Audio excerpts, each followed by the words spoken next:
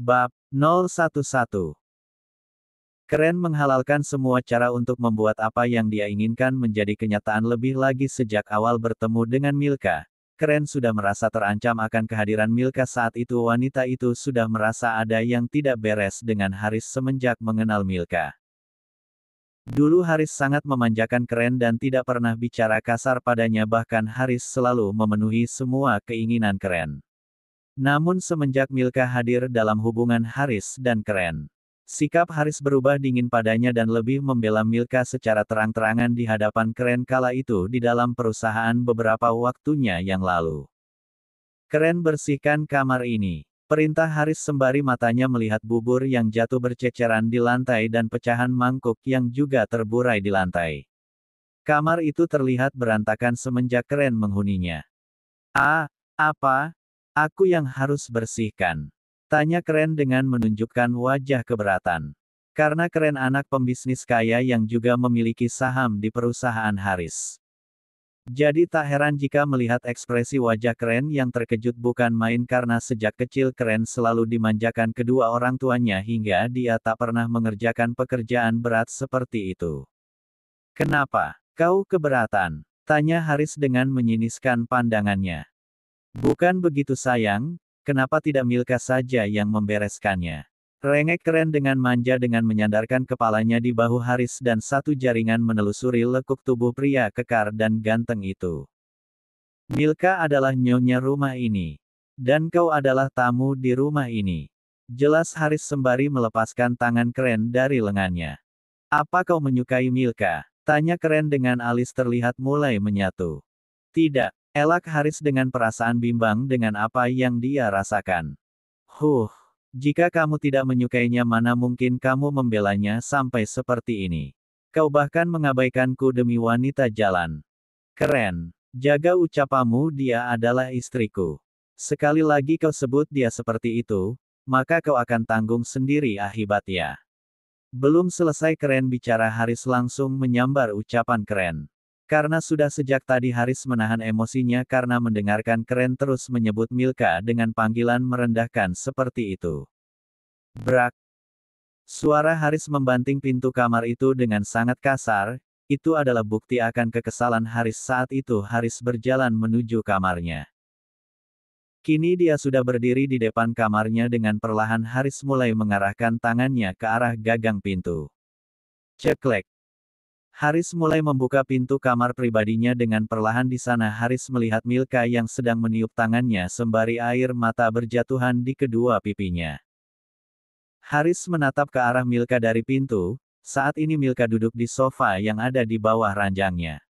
Air mata terus jatuh menetes di kedua pipinya sesekali tangan Milka menyeka air matanya bergantian di kedua pipinya. Milka menangis bukan karena luka bakar di tangannya tapi karena sikap Haris yang lebih percaya pada Keren daripada dirinya, hal itu yang membuat Milka merasa sedih. Milka terlihat meniup beberapa kali punggung tangannya yang terlihat memerah karena terbakar. Milka meringis kesakitan sembari menggigit bibir bawahnya rasa nyeri bercampur panas ini sedang dia rasakan tidak hanya di tangannya namun juga di kakinya karena bubur panas itu juga tadi jatuh sempurna di sana. Haris masih berdiri di depan pintu kamarnya, pria itu seakan merasa sedih dengan keadaan Milka saat ini. Haris menutup pintu kamarnya dan dia berjalan mendekati Milka. Milka yang baru mengetahui jika Haris kini sudah berada di kamar tersebut dia segera menyeka kasar air mata yang terus-menerus jatuh membandel di kedua pipinya. Berhentilah menangis, ucap Haris sembari mendudukkan tubuhnya di sofa kosong yang ada di samping Milka. Haris melihat bola mata yang masih basah, mata indah itu seakan sedang tersakiti karena sikap Haris tadi. Milka segera menundukkan pandangannya karena tak ingin Haris melihat air matanya. Walaupun air mata itu sudah diusap tetap saja mata Milka masih terlihat basah. Aku hanya kelipatan sana, refleks Milka menjawab dengan merasa gugup dan dari ucapan Milka menunjukkan jika dia memang tidak pintar berbohong di hadapan suaminya. Jangan mengelak, berhenti menangis karena mataku sakit jika melihat air matamu itu. Perintah Haris sembari menatap ke arah Milka dari jarak yang sangatlah dekat hingga Milka merasakan gugup yang teramat sangat. Baiklah. Sini biar aku obati, ucap Haris sembari meraih tangan Milka dan meniup tangan yang terbakar itu dengan mesra. Tidak perlu. Keren pasti membutuhkanmu, aku bisa mengobati luka kecil ini sendiri. Jangan banyak bicara. Kalau aku bilang aku yang obati, maka itu yang akan terjadi. Teriak Haris dengan pandangan sinis. Pandangannya itu seakan sebuah perintah yang tidak bisa diabaikan begitu saja Milka. Milka hanya bisa mengiyakannya saja daripada Haris semakin merasa jengkel padanya. Pria itu seharusnya bicara dengan nada yang sangat lembut tapi apa ini Haris malah membentak Milka. Mungkin hanya Haris saja yang bisa melakukan hal konyol itu saat menawarkan jasa untuk mengobati luka bakar istrinya. Entah apa yang ada di dalam pikiran Haris saat itu padahal jelas dia merasa khawatir dengan kondisi Milka tapi dia malah menyakiti hati Milka dengan ucapan kasarnya. Kau masih tidak percaya padaku? Tanya Milka sembari meringis kesakitan saat Haris mulai mengoleskan salep luka bakar ke punggung tangannya. Haris mengoleskan salep itu dengan hati-hati karena takut menyakiti Milka namun tetap saja wanita itu merasakan nyeri saat jari Haris menyentuh tangannya yang terbakar. Melihat Milka yang menggigit bibirnya karena menahan rasa sakit di tangannya Haris meniup pelan tangan itu dengan sabar Haris mengobati tangan Milka dan tanpa mereka sadari Keren mengintip dari depan pintu wajah cemburu sekaligus iri kini terpancar jadi sorot matanya yang seakan mengeluarkan api. Keren segera pergi dari kamar itu karena takut Haris akan mengetahui jika dia telah menguntit suami istri itu. Apakah aku harus percaya padamu? Ucap Haris dengan wajah datar sembari menatap ke arah Milka dan mereka saling beradu pandang. Sial, kenapa jantungku berdetak semakin kencang saat bersamanya bahkan hal ini belum pernah aku rasakan saat bersama Keren, padahal Keren adalah kekasihku. Apakah jantungku mulai bermasalah seperti aku harus periksa ke dokter karena hal ini mulai terjadi saat aku menatap ke arah Milka, gumam Haris dalam hati sembari menatap wajah cantik Milka. Ya kau benar kau tidak harus percaya dengan wanita seperti aku. Ucap Milka lirih namun sangat jelas rasa kecewa terdengar dari nada bicaranya saat itu. Haris sedang memberikan salap di tangan Milka yang terbakar. Milka meringis kesakitan saat Haris mengoleskan salap yang terasa dingin di tangannya itu namun Milka tidak berani mengeluh pada Haris walaupun tangannya terasa nyeri saat Haris mengoleskan salap tersebut. Haris meniup lembut tangan Milka setelah memberikannya salap. Kini Haris sudah selesai dengan tangan Milka, pria itu mulai berjongkok dan tangannya mulai memegang kaki Milka yang terbakar. Tidak perlu sayang, aku bisa mengobatinya sendiri, ucap Milka sembari menarik balik kaki ya karena dia merasa malu. Kau berani melarangku, teriak Haris dengan sorot mata yang tidak bisa dibantah.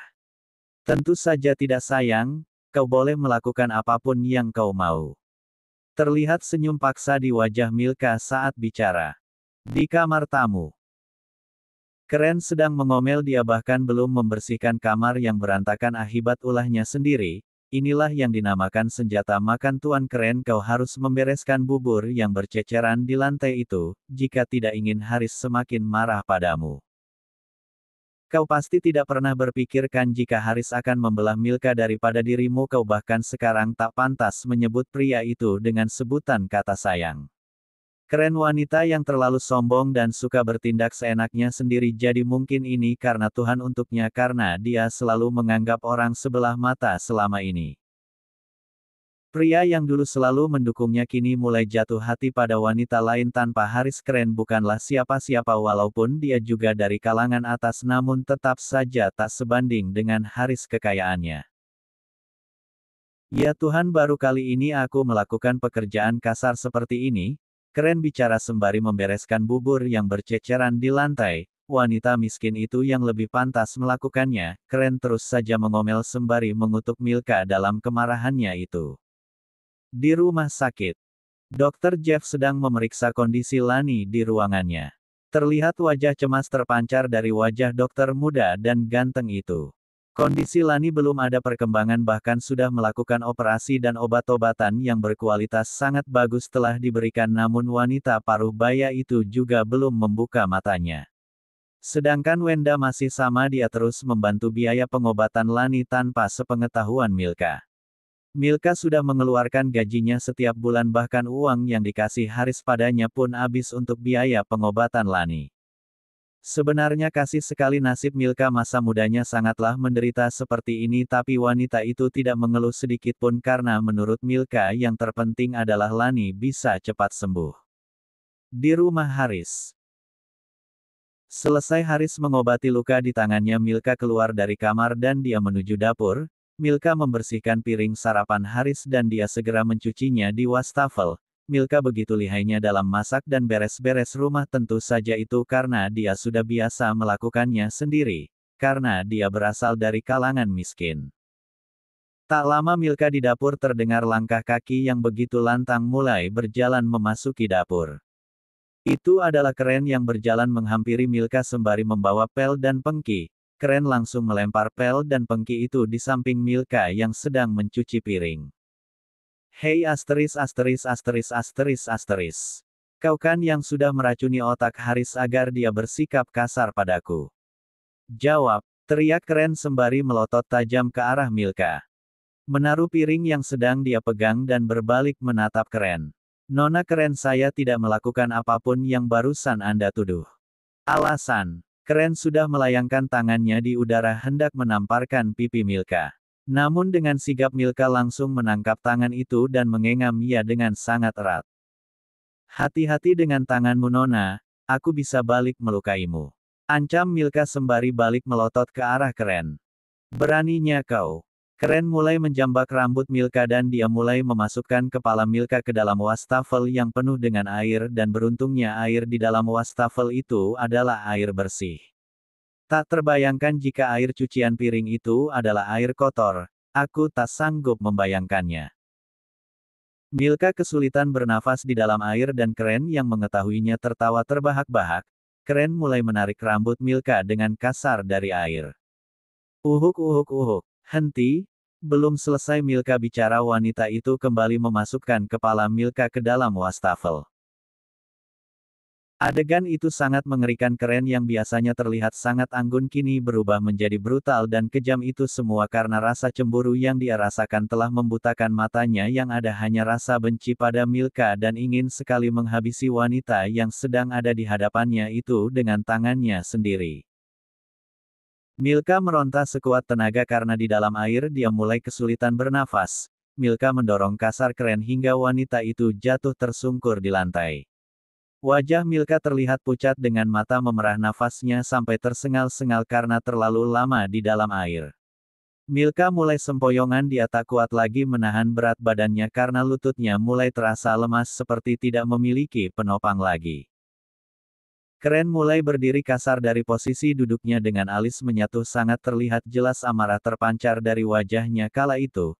Keren berjalan mendekati Milka yang masih menyandarkan punggungnya di wastafel sembari mencoba mengontrol nafasnya yang masih terasa sesak itu. Abis kau hari ini, Brooke.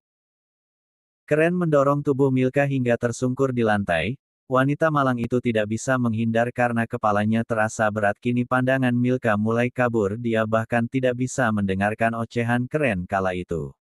Keren masih belum puas melihat kondisi Milka seperti itu, dia merasa Milka harus mendapatkan perlakuan yang lebih kejam dan sadis lagi. Kekasih Haris kembali menjambak rambut Milka dan dia menghentak-hentakkan kepala Milka beberapa kali di lantai hingga darah segar mulai keluar dari pelipis kiri Milka. Namun Milka masih sadar, dia mulai tak bisa merasakan tubuhnya lagi, dia hanya bisa pasrah dengan kondisinya saat ini karena tubuhnya sudah terkulai lemas lebih lagi dari semalam Milka belum makan. Siapa saja, kumohon selamatkan aku dari amarah wanita ini. Aku hanya ingin hidup tenang dan bahagia di tengah kesederhanaan yang sebelumnya aku jalani, tapi siapa sangka jika akan berada dalam posisi ini. Gumam Milka dalam hati sebelum akhirnya dia menutup matanya karena kepalanya mulai terasa berat dan banyak mengeluarkan darah. Keren kebingungan saat melihat Milka tergeletak tak berdaya, dia menjauhi Milka dan segera membawa tas dan barang yang dia bawa keluar dari rumah Haris. Jantung Keren berdegup sangatlah kencang dan rasa takut mulai terpancar dari wajahnya. Dia memasuki mobilnya dan langsung melesat dengan kecepatan tinggi meninggalkan rumah Haris. Ya Tuhan, bagaimana jika wanita itu sampai mati, aku akan dipenjara. Keren bicara sembari memukul setir mobilnya. Keren mengendarai mobil dengan kecepatan tinggi menuju ke rumahnya. Entah apa yang mau dia lakukan karena di dalam mobil dia melihat sangat depresi dan panik, rambutnya terlihat acak-acakan, bahkan wanita itu tak terpikirkan lagi tentang penampilannya, yang ada hanyalah bagaimana caranya dia bisa menghadapi amukan Haris jika mengetahui tentang semua ini. Rumah Sunny. Sunny sedang tiduran di atas ranjangnya. Seperti biasa wanita itu akan bermalas-malasan jika sedang hari libur. Rumah yang terlihat sederhana namun sangatlah tertata rapi dan indah, namun itu tak membuat Sunny merasa betah di rumah. Sunny meraih ponselnya dan menelpon nomor Milka namun masih juga belum ada jawaban. Rumah Haris.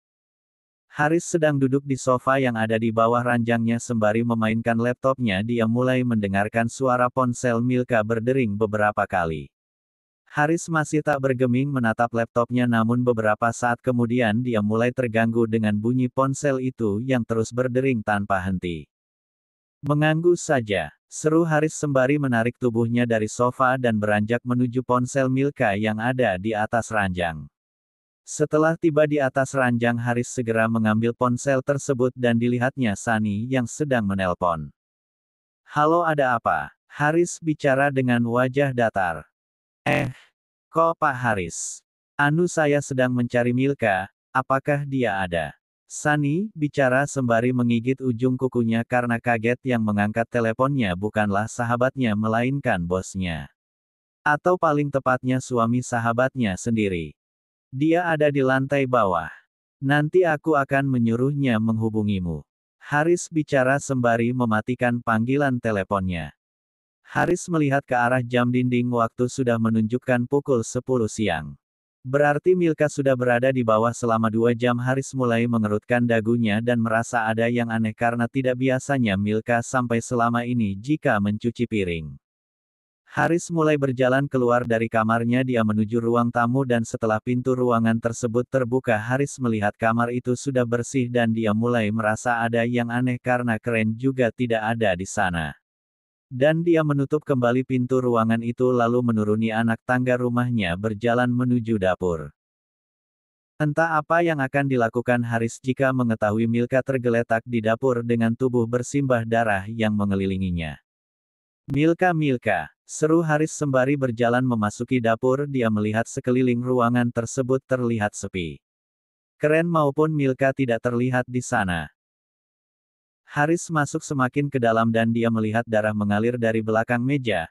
Haris sangat panik dan dia bergegas berlari ke arah darah itu berasal. Di sana Milka sudah tergeletak dengan berlumuran darah. Kondisinya sangatlah menyedihkan dengan wajah pucat seperti mayat. Mata Haris berkaca-kaca melihat kondisi istrinya itu yang sedang diambang pintu kematian. Haris melihat wajah Milka dipenuhi darah segar dan bibirnya terlihat pucat, tubuhnya dingin seperti es. Haris mulai memegang pergelangan tangan Milka dan dia merasakan jika denyut nadi wanita itu mulai melemah. Haris memeluk tubuh Milka yang berlumuran darah dengan sangat erat hingga akhirnya dia mulai membopong tubuh Milka keluar dari dapur. Rumah sakit Swan. Milka sudah 2 jam ada di dalam ruangan tersebut. Dia sedang menjalani operasi karena mengeluarkan terlalu banyak darah dari kepala dan hidungnya. Dokter melakukan operasi karena Milka mengalami gegar otak akibat benturan keras bertubi-tubi di kepalanya tadi. Bahkan waktu dibawa ke rumah sakit kondisi Milka sangatlah menyedihkan. Dia berlumuran darah dengan wajah pucat.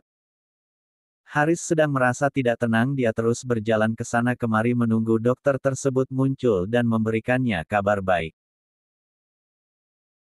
Haris menyandarkan punggungnya di pintu ruangan Milka, tangannya merogoh saku celananya dan mengambil ponsel dari saku tersebut. Dia memencet nomor Pak Rai dari ponselnya, asisten pribadinya yang hari itu sedang cuti kerja karena hari Minggu. Asisten tersebut tidak pernah bekerja kecuali ada tugas yang penting sehingga mengharuskan dia bekerja di hari Minggu seperti sekarang.